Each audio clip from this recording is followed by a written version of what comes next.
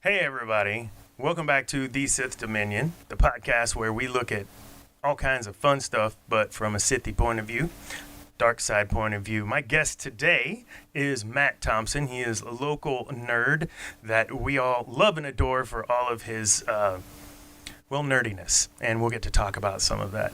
I had no idea that you were such a nerd until the Viasat Con, where you were embedded in all sorts of things with that, and not just embedded, but you seemed to know what was going on, whether it was the video games or the whatever. Like, you were just shaking and moving. The word embedded had me. I was a little confused there. I'm like, what do you mean? Like I was a secret agent? I'm not sure. I do not remember this. No, I don't know anything about nerd stuff. I'm just, if you speak confidently, people believe you. So I want to have a shameless plug. I wrote an article, so just a little more background. Matt Thompson and I used to work together. We're still at the same organization, but yeah, it was fun to work with him, alongside him, and now we can talk about other things besides work, which is really awesome. But I had written an article about a local comic store here in Bryan, Texas, and go over to geeknewsnow.net and check out that article. And it was just an incredible gem. Like, I had no idea the story behind it. I don't want to give it away, but one of the cool things is when you have a friend reach out and say, hey, I used to frequent that shop. So tell me about your involvement with that way back.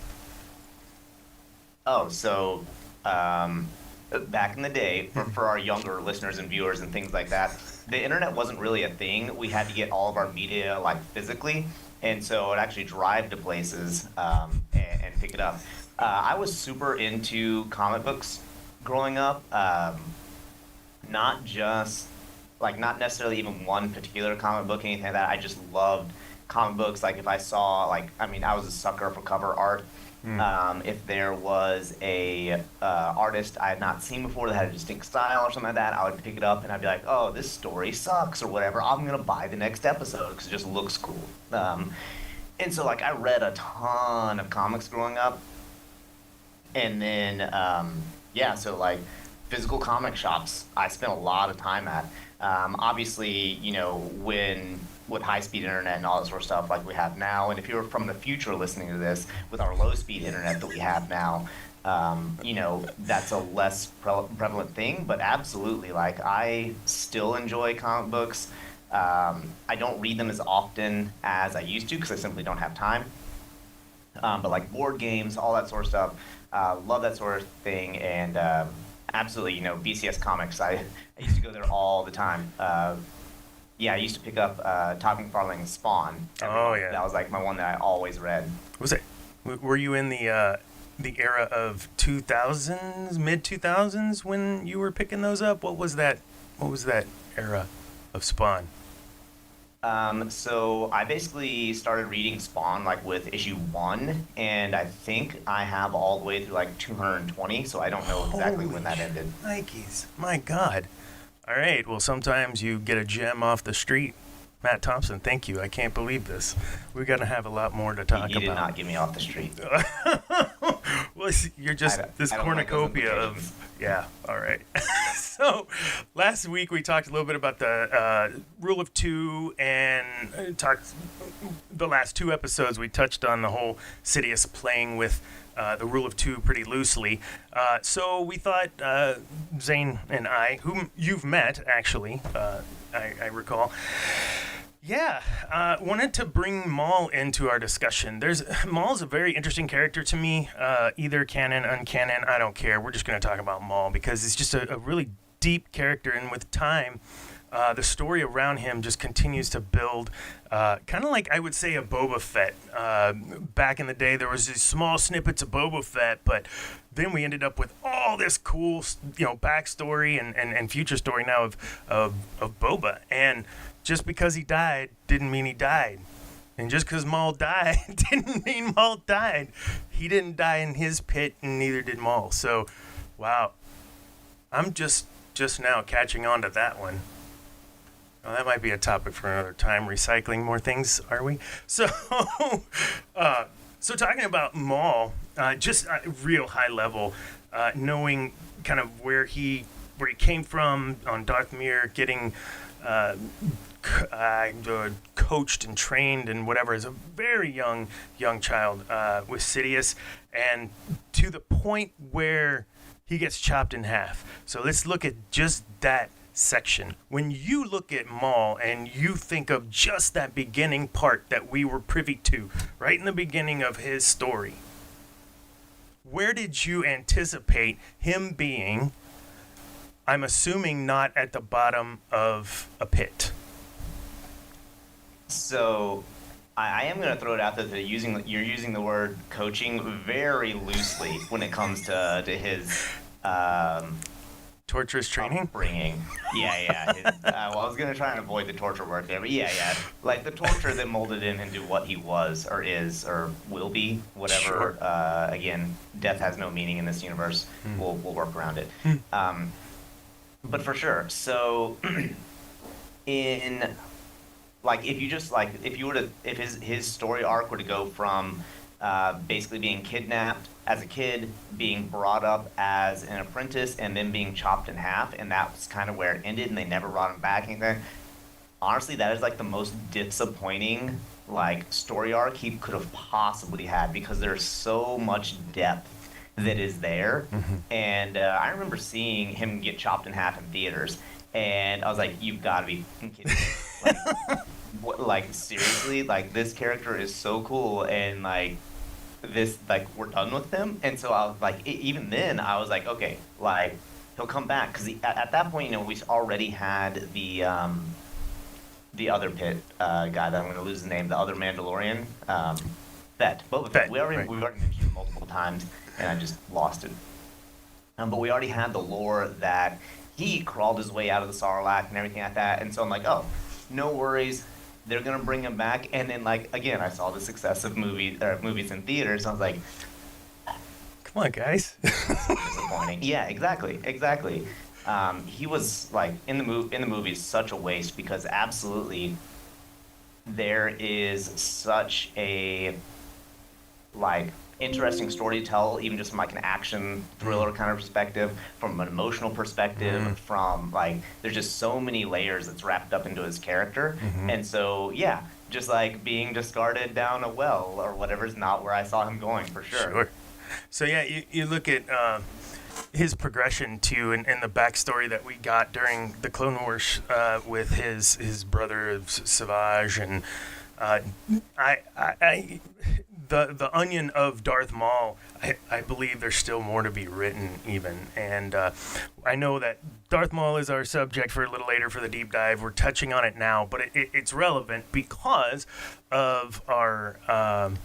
couple days ago, there was some discussion online about, I can't remember, was that the Screen Rant? Yeah, Screen Rant had an article about how there may be a connection between Ahsoka and Maul in the new series, even though he's already dead, and we know Obi-Wan already, or did he? So that connection, very much so, they discussed in Mandalorian Season 2, Episode 5. I look at my notes to be sure, but I can't find it. So if I'm wrong, y'all tell me. Season 2 or 3. But Ahsoka was talking about Morgan Elsbeth's planet being destroyed and all of these things. And I'm starting to kind of, oh my gosh, maybe, at the time I was like, yeah, she's probably maybe a witch. I don't know. But and now it's, okay, well, now can we get that connection to Darth Maul, and then can we swing over here and get the connection to Maul? We already know there's cloning facilities hidden. We already know that there's potentially some parallels with cloning, maybe an Arab Empire versus what we talked a little bit about that on the show yesterday. Oh my God, a week ago, whatever. So that's why we're kind of talking about it now. On that, I don't know if you saw that bit about not Marin, that's another witch, Morgan. I also think, in theory, Morgan and Morgan, the witch in the King Arthur stories as well. I think there's probably a little something there. I don't know. What are your thoughts?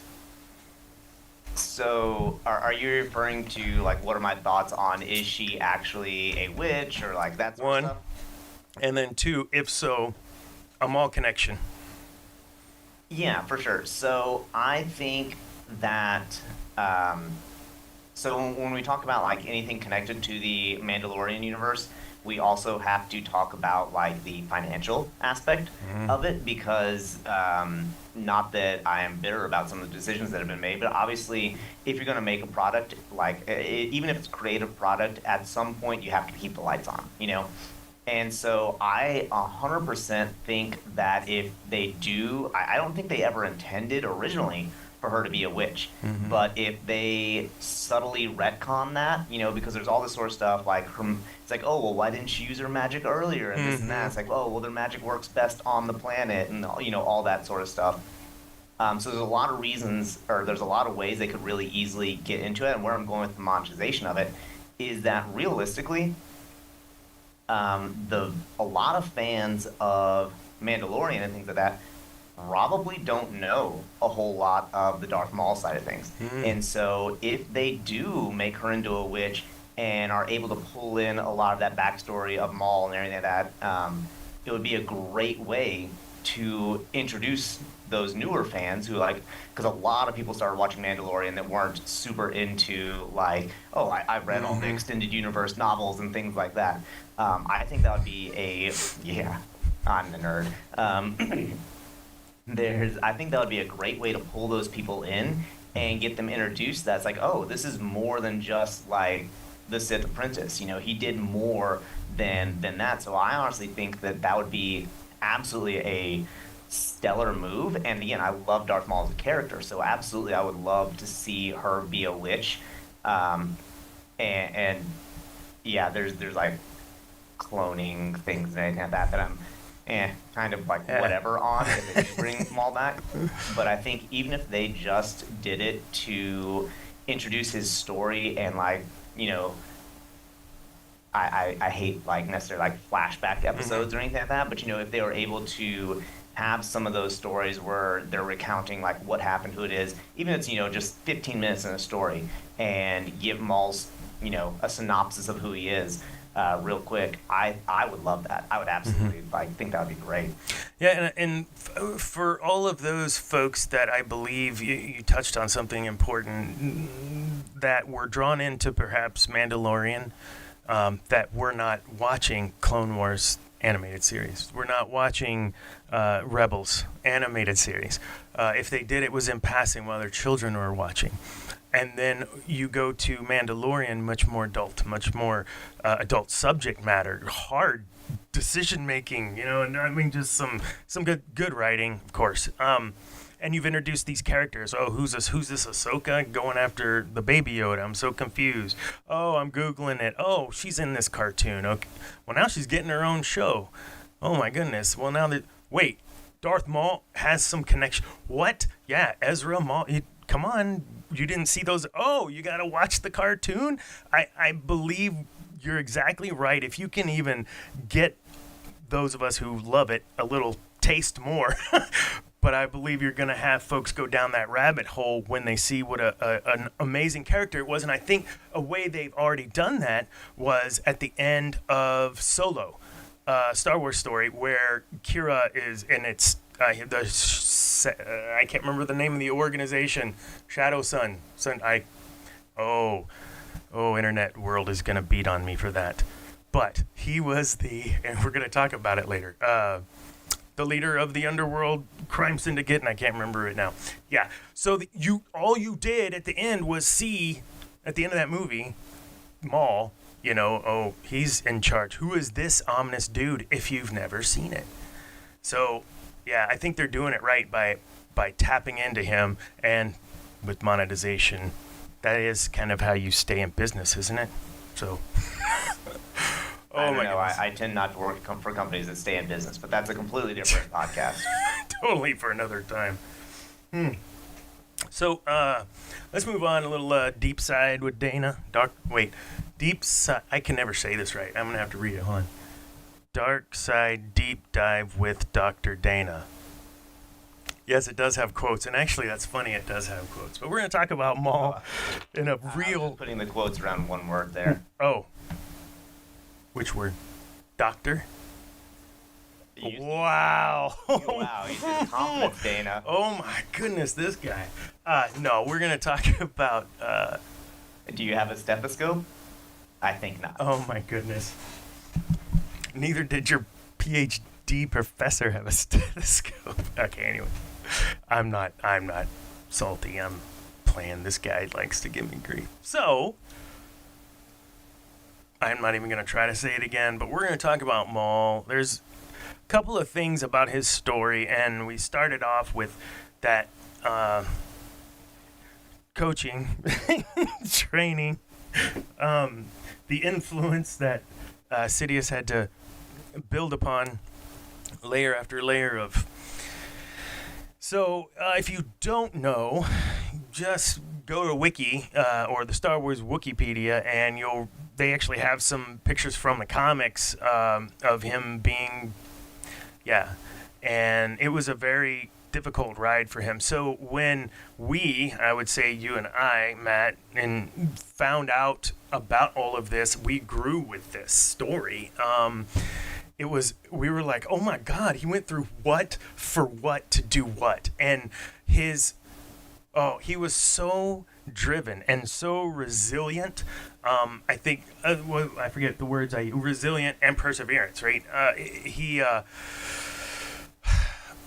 Obi-Wan cut him in half. Even after all of that, and we know later on he comes back again. So, he's stolen as a child. He's beaten and trained in the ways of the Sith, in a very Sith assassin-y way. He goes after and does what he's supposed to do in the name of the Sith and Palpatine, and chases down potentially the One. Beats a Jedi Master, is then cut in half by a Jedi, and then comes back with many legs, and then goes away again. And then comes back with 2 legs and is killed by Obi-Wan again. I'm not saying that because we're totally redoing these stories. I'm saying this because that is resilience, that is perseverance, and in business, in your job, in every single day of your life, if all you're going to do is, I got cut in half again, I guess I better find a new set of legs, or are you just going to lay there and die? You going to crawl out of the pit of Carcoon, or are you just going to sit there and be digested over 1,000 years? Come on, Matt. I know you got some thoughts on that. Disclaimer for anyone listening: if you get cut in half at your job, please seek medical attention. As we have established, Dana is not a medical doctor. We should not be the proverbial. Can you use bunny ears on that one, right? Oh my God. But I mean, absolutely. So as far as if you were to look at him again, like in the fantastical world of Star Wars, as he's an employee or whatever kind of thing. Obviously, most of us are not going to come back from getting cut in half or whatever. That's not a realistic kind of real world analogy. But like, if you were to look at him as like a career man or whatever, kind of starting at the bottom, having that absolutely awful job that you hate and everything like that, and now you can say Darth Maul may not have had like the choice to get out of that as much as like one of us would.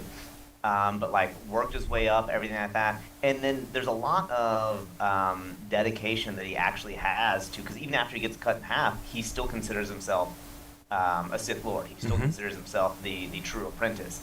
And again, if I get cut in half, I'm like, nope, it is retirement for me. I am riding out the rest of my days in comfort. Like there's absolutely no way I'm going back to the boss who sent me to get cut in half. But that's not how Maul works. What are you laughing at? You just keep saying it. I mean, and in my mind, I'm not thinking, I'm getting cut in half, but certainly decisions can be made within your org where you get cut in half. All right, so now what? maybe you got to figure out automation as he did, automated mechanical legs more. So I'm just giggling because all I keep thinking of is you laying in like half in a cubicle somewhere. I just can't. And he laughs at the image of me being cut in half. Just putting it out there. Oh my goodness. But back to the analogy, for sure. Like there's times like even if you think about not necessarily like being a leader, but if you are or in like having your team cut in half, but like let's say you are like a data analyst and you work solo or whatever, and you are the person who gets cut, and there's always going to be that question of, all right, well, this career path like came to an abrupt end. I was not expecting, I had just killed a freaking Jedi Master. Like I was on top of the world. Like we just crushed this last project, and now I'm at the bottom of a well. So there's always going to be that question, in your mind, like, do I continue down this same path? Do I try and respec and, get other skills and go into something else that may or may not be more stable? I picked data analyst. I know that's like a really stable job for most people, but that was just the first thing that came to my head. No, it's great. So like that's a real analogy when it comes to actually like work and things like that. It's probably, and again, I know accidents do happen, but most of us are not going to physically have the toils that he went through.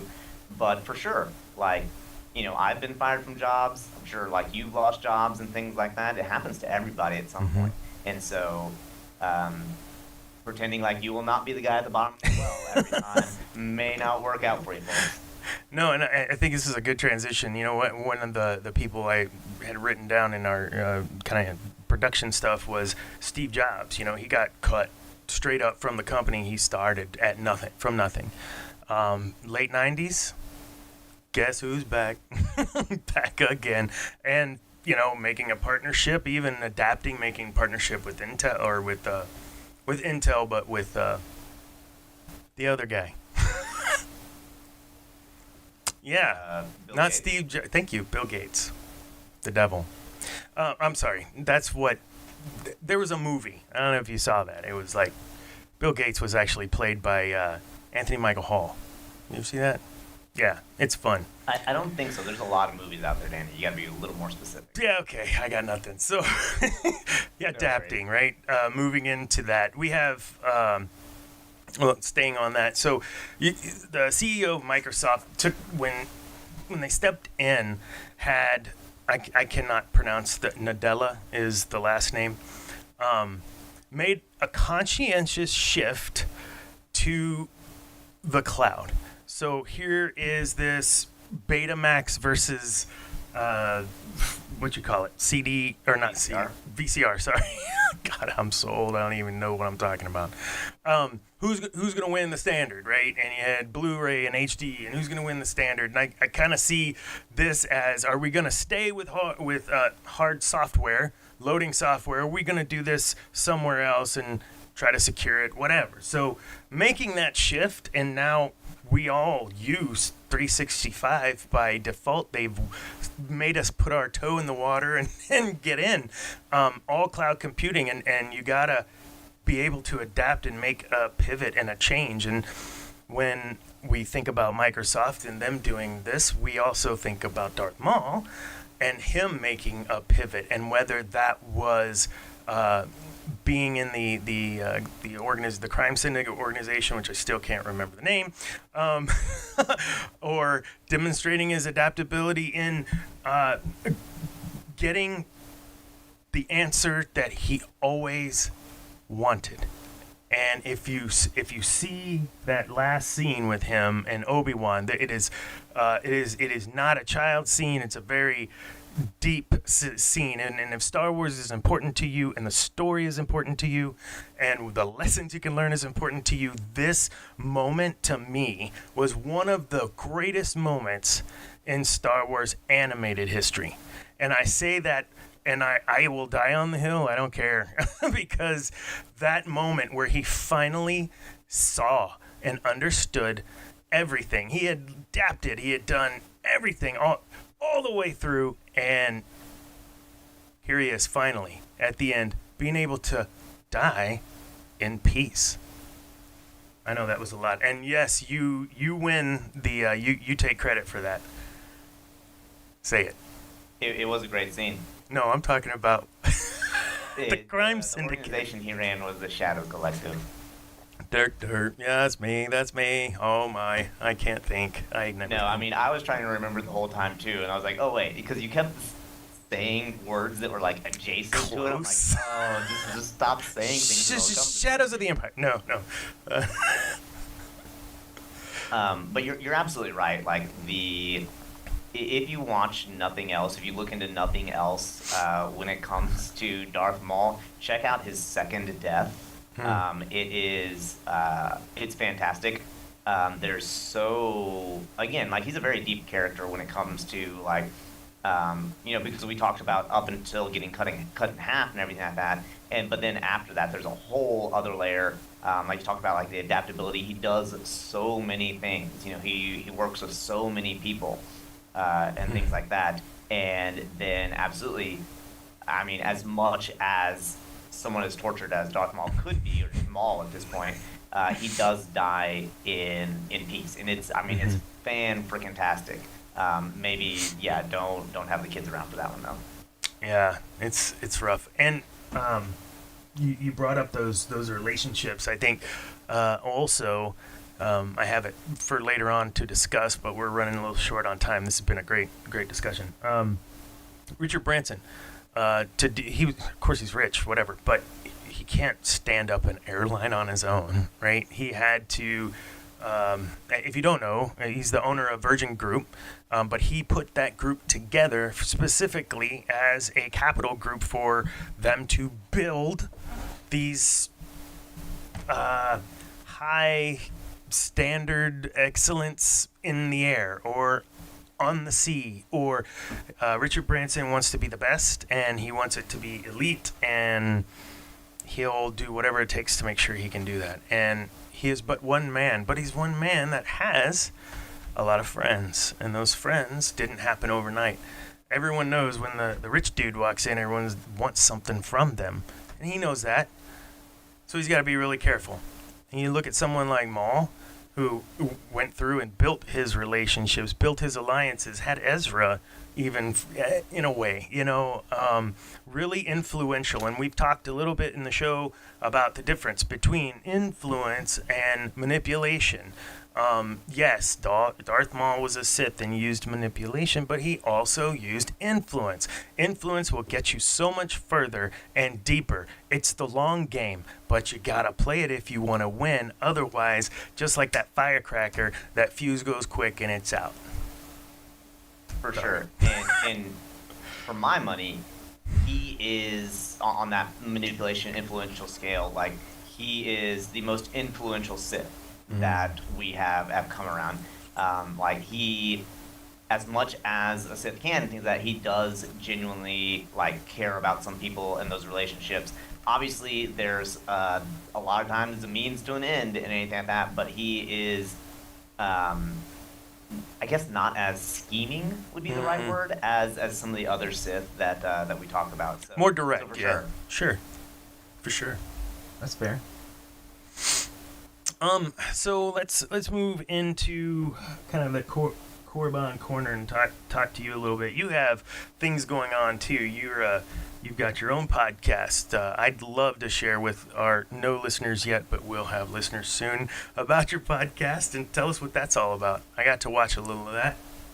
Okay, so I sow chaos wherever I go. And so I have another group of friends that we play games together. And so one day we were just like, because we kind of, what it really is we needed a way to schedule time just to hang out. And so every couple of weeks we block out a couple of hours and we're like, oh, let's make a podcast. If you're just listening, I did heavy finger quotes on that. And so it's very much so we just kind of talk about whatever is kind of going on. We talk about board games, video games, whatever happens to be going on. We talked about Diablo some a few weeks ago. We talked about 40K, Warhammer 40K, just general nerd stuff. We've talked about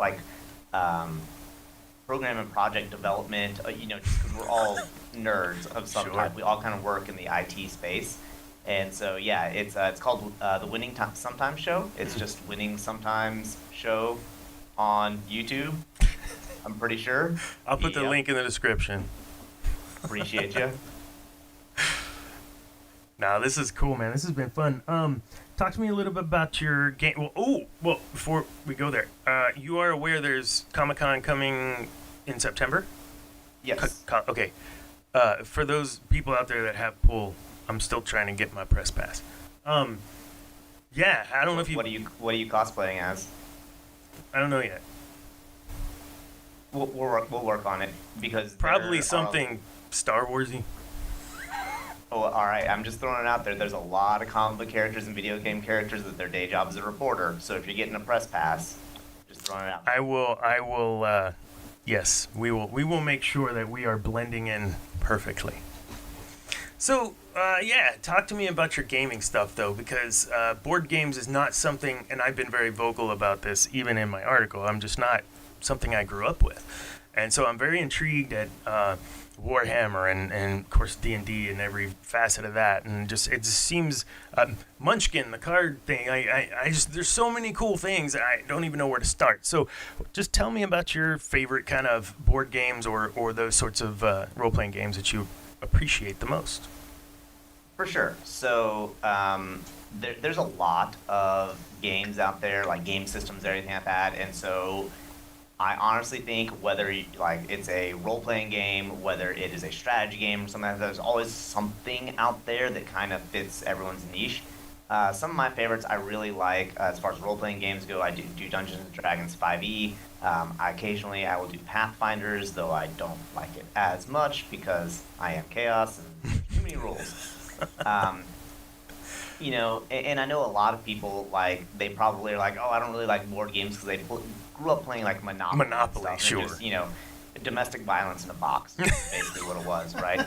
And so what the biggest thing I always tell people is, not all games are like that.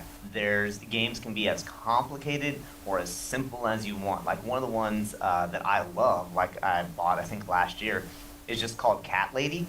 And you legitimately, it's kind of a card game, if a deck building game, super, super loosely using that term.